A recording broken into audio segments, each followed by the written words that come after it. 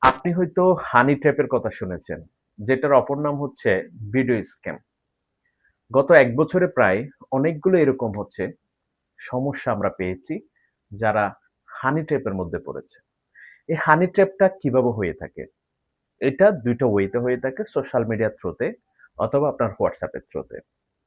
ধরেন আপনাকে একজন সুন্দর নারী একটা Facebook এ ফ্রেন্ড রিকোয়েস্ট পাঠালো, মেসেঞ্জারে হাই লিখলো, আপনার সাথে প্রিলিমিনারি অনেকগুলো কথা বলল। কথা বলার এক পর্যায়ে সে আপনার WhatsApp নাম্বার চাইল।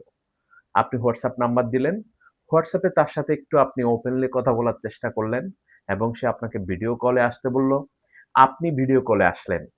ভিডিও কলে আসার সাথে, সাথে আপনি অপর পাশে দেখতে পেলেন যে খুবই নগ্ন অবস্থায় একজন বসে আছে। আপনি হয়তো এনজয় করলেন অথবা আপনি বিব্রত হলেন। কিন্তু আপনি যে ১০ সেকেন্ড বা ২০ সেকেন্ড বা ৩০ সেকেন্ডের জন্য এই যে ভিডিও কলে গিয়েছেন, সেটা অপর পাশ থেকে সে রেকর্ড করে ফেলবে। রেকর্ড করার পর এই ভিডিওটা এখন আপনাকেই সে পাঠাবে। পাঠানোর পরও বলবে যে, "আমি এই ভিডিওটা তোমার Facebook এর ফ্রেন্ড লিস্টে সবাইকে পাঠায় দিব। অথবা আপনি যদি সরকারি কর্মকর্তা হন, আপনার কিন্তু ওয়েবসাইটে আপনাদের সরকারি কর্মকর্তা সবার কিন্তু ফোন নাম্বার আছে।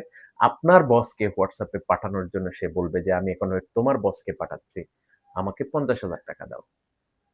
এরকম সরকারি কর্মকর্তারা সবচেয়ে বেশি এই ধরনের স্ক্যামের মধ্যে পড়েছে।